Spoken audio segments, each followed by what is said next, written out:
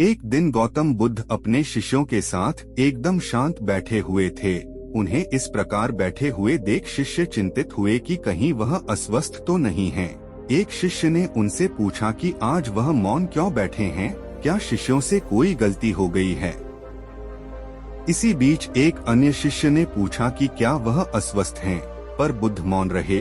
तभी कुछ दूर खड़ा व्यक्ति जोर से चिल्लाया, आज मुझे सभा में बैठने की अनुमति क्यों नहीं दी गई है। बुद्ध आंखें बंद करके ध्यान मग्न हो गए। वह व्यक्ति फिर से चिल्लाया, मुझे प्रवेश की अनुमति क्यों नहीं मिली।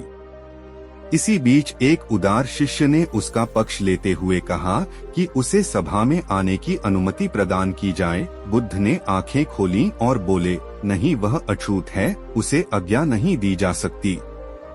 यह सुनकर शिष्यों को बड़ा आश्चर्य हुआ। बुद्ध उनके मन का भाव समझ गए और बोले, हाँ, वह अछूत है। इस पर कई शिष्य बोले, हमारे आश्रम में जात पात का कोई भेद ही नहीं, फिर वह अछूत कैसे हो गया। तब बुद्ध ने समझाया, आज वह क्रोधित होकर आया है।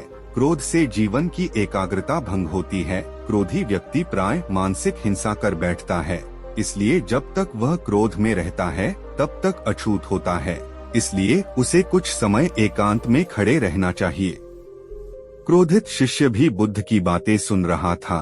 पश्चाताप की अग्नि में तपकर वह समझ चुका था कि अहिंसा ही मनुष्य का महान कर्तव्य व परम धर्म है। वह बुद्ध के चरणों में गिर पड़ा और कभी क्रोध न करने का प्रण लिया। शिक्षा आशय यह है कि क्रोध के कारण व्यक्ति अनर्थ कर बैठता है और पश्चाताप उसे बाद में होता है, जिसका कोई लाभ नहीं मिलता। इसलिए हमें क्रोध नहीं करना चाहिए। असल मायने में क्रोधित व्यक्ति अछूत हो जाता है और उसे अकेला छोड़ देना चाहिए। क्रोध करने से तन, मन और धन तीनों की हानि होती है। क्रोध से ज्यादा हानिकारक कोई और वस्तु नहीं है। दोस्तों, यह वीडियो आपको अच्छा लगा हो तो हमारे चैनल को सब्सक्राइब करना ना भूलें।